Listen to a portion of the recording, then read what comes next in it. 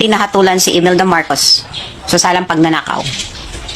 7 counts, equivalent to 42 years of imprisonment.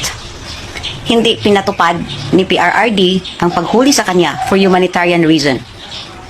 At ganun din kalaki ang respeto ni PRRD kay Imelda. Si Marcos, ilang years nang namatay. Para na nga siyang tinabal na inasin na isda sa kakaburol nila. Ni isang duwending presidente, ayaw siyang ipalibing. Nung dumating si PRRD, pinalibing siya dahil sa laki ng respeto ni PRRD kay Marcos Sr. At ito ay naniniwalang mabuting tao si Marcos Sr. Marami pang kasong kinakaharap at nakonvict ang mga Marcos dito sa Pilipinas. Pero ni isa doon, walang ginawang aksyon si PRRD. Dahil lahat ng desisyon ng korte ay patungkol naman kay Imelda na matanda na. Si Bongbong Jr., alam niyang wala siyang kapasidad manalo sa eleksyon. Ginamit niya si Sara, kasama pa yung ate niyang ang tindi magdrama. Pinanalo siya ni Inday Sara. Naging presidente siya dahil kay Inday Sara. Pero anong ginawa niya? Ito lahat. Ito ba yung taong disente?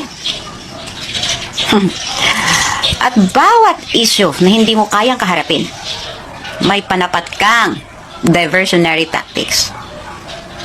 Hindi mo na ba kinaya mga kapalpakan ninyo? Kaya ginawa mong diversion ang pagpapa-aresto kay PRRD at pag-produce ng peking warrant of arrest.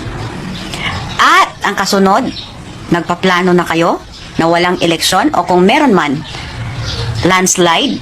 And kung hindi aayon sa inyo ang sambayanan, martial law to follow? Well, try nyo nga nang makita nyo rin. Ikaw bangag ka, wala ka nang utak, palagi kang ang high. Yang mukha mo, para ka pang Bell's palsy. Anong sinasabi mong walang kinalaman ang gobyerno? Ginagawa lang namin ang trabaho namin. Of course, ginagawa niyo ang trabaho niyo.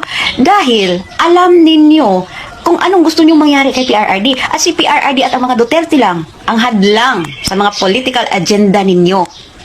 Kaya the whole thing, plinano ninyo. Hindi naman tanga yung mga tao. Kayo lang at iilan ninyong mga loyalista at mga vloggers ang tanga at nagtanga-tangahan.